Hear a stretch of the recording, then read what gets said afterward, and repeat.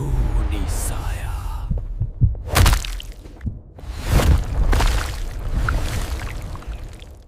Engineering की degree पूरी किए आज पूरे 10 साल हो चुके हैं। आज मैं एक बड़ी एमएनसी में अच्छी नौकरी करता हूं, लेकिन इन 10 सालों में एक भी ऐसी रात नहीं गुजरी जब मुझे उस हादसे की याद ना आई हो। आज भी जब मैं उस रात को याद करता हूं तो डर के मारे कांप उठता हूं। मैं बात कर रहा हूं उन दिनों की जब मैंने इंजीनियरिंग की पढ़ाई के लिए दिल्ली के एक कॉलेज में एडमिशन लिया था। वहीं मेरी मुलाकात अमन और विनोद से हुई। धीरे धीरे हमारी दोस्ती इतनी गहरी हो गई कि हम हर वक्त साथ रहने लगे, साथ घूमना, पार्टी करना और किसी तरह एक दूसरे की मदद करके एग्जाम पास करना, यही हमारी जिंदगी बन चुकी थी। फिर एक दिन अमन दौड़ता हुआ मेरे पास आया और बोला, देव, पता है हमारे बगल वाले कमरे में एक बहुत होशियार लड़का रहने आया है।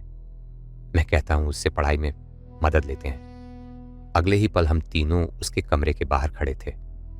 हम दरवाजा पीटते रहे, लेकिन अंदर से कोई जवाब नहीं आया।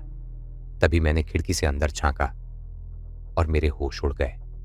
मैं चीख पड़ा, अमन, विनोद, जल्दी आओ, ये लड़का फांसी लगाने की कोशिश कर रहा है। हमारी आवाज सुनकर वह घबरा गया और मजबूरी में दरवाजा खोल दिया। उसका नाम विज्ञान था। हम उसे समझाने लगे कि आत्महत्या करना बहुत बड़ी गलती है, लेकिन विज्ञान अचानक मुस्कुराकर बोला, मैं खुद को नहीं, दूसरों को मार सकता हूं। उसकी बात सुनकर हम सब हैरान रह गए। तभी विनोद की नजर उसके गले में पहने एक ताबीज पर गई। विज्ञान ने तुरंत उसका हाथ झटकते हुए कहा, इसे छूना मत, यह मेरी मां की आखिरी निशानी है। यही मुझे एक शैतान से बचा रही है। उसकी बातें अजीब थीं, लेकिन विज्ञान पढ़ाई में बहुत तेज था। धीरे धीरे हम उसके साथ पढ़ने लगे। उसकी वजह से हमारे नंबर भी अच्छे आने लगे, लेकिन मुझे हमेशा उसके चेहरे की वो डरावनी मुस्कान डराती थी। समय बीतता गया और विनोद विज्ञान के बहुत करीब हो गया। फिर आया विनोद का जन्मदिन। हमने हॉस्टल की छत पर पार्टी रखी।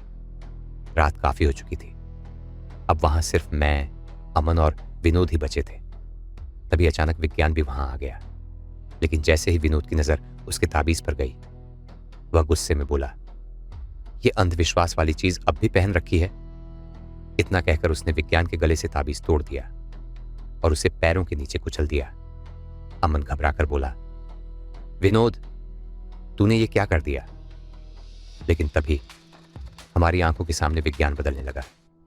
उसकी आंखें लाल हो गईं, पूरे शरीर पर बाल उगाए, उसके कंधों से नुकीली हड्डियां बाहर निकलने लगीं। कुछ ही सेकंड में विज्ञान एक खौफनाक भेड़िए में बदल चुका था। मैं डर के मारे पीछे हट गया। तभी विनोद चिल्लाया, देव, अब मुझे सब समझ आ गया है। विज्ञान इंसान नहीं, भेड़िया है। जिस विज्ञान को हम जानते थे, उसे ये सालों पहले मार चुका है। इतना सुनते ही अमन ने पास पड़ी लोहे की रॉड उठाकर भेड़िए पर हमला कर दिया, लेकिन उस भेड़िए पर कोई असर नहीं हुआ। उल्टा उसने अमन पर ऐसा हमला किया कि उसका शरीर पूरी तरह फट गया। फिर उसने अमन का सिर धड़ से अलग किया और उसकी लाश को छत से नीचे फेंक दिया। मैं और विनोद डर से कांप उठे। मैं चीखा, विनोद, भाग यहां से। लेकिन विनोद वहीं खड़ा रहा। वह बोला, नहीं देव, आज अगर मैं भाग गया तो ये और लोगों को मार डालेगा। इतना कहकर विनोद उस भेड़िए से भिड़ गया। दोनों छत के किनारे तक पहुंच गए। भेड़िया लगातार उस पर हमला कर रहा था, लेकिन विनोद ने उसे कसकर पकड़ रखा था। और फिर विनोद जोर से चिल्लाया और भेड़िए को लेकर छत से नीचे कूद गया। कुछ ही पलों में मेरे दोनों सबसे अच्छे दोस्त मुझसे हमेशा के लिए दूर हो चुके थे। अगले दिन मैंने कॉलेज वालों को पूरी सच्चाई बताई, लेकिन किसी ने मेरी बात पर विश्वास नहीं किया। उल्टा कॉलेज प्रशासन ने मुझे धमकी दी कि अगर मैंने यही बात पुलिस को बताई तो मेरा करियर बर्बाद कर दिया जाएगा। मजबूरी में मुझे झूठ बोलना पड़ा कि अमन और विनोद शराब के नशे में लड़ पड़े थे और गलती से छत से गिरकर मर गए। लेकिन आज तक उन दोनों की चीखें मेरा पीछा नहीं छोड़ती, क्योंकि मैं अपने दोस्तों को इंसाफ नहीं दिला पाया। उस रात छत से 3 लोग गिरे थे, लेकिन नीचे सिर्फ अमन और विनोद की लाश मिली। उस भेड़िए का कोई निशान नहीं मिला। और एक बात जो मैंने आज तक किसी को नहीं बताई। उस रात मैंने उस टूटे हुए ताबीज़ के सारे टुकड़े अपने पास रख लिए थे, क्योंकि मुझे उम्मीद थी कि एक दिन वो भेड़िया उस ताबीज़ को ढूंढते हुए ज़रूर लौटेगा और उस दिन मैं अपने दोस्तों की मौत का बदला लूँगा। तो कौन जानता है, शायद वो भेड़िया आज भी कहीं जिंदा हो, लोगों के बीच इंसान बनकर घूम रहा हो, और शायद इस वक्त वो कहीं बैठा अपनी ही कहानी सुन रहा हो।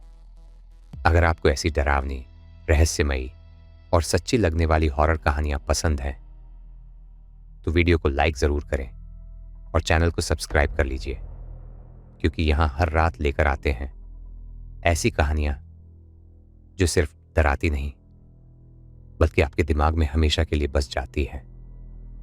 फिर मिलेंगे एक और खौफनाक कहानी के साथ। Good night.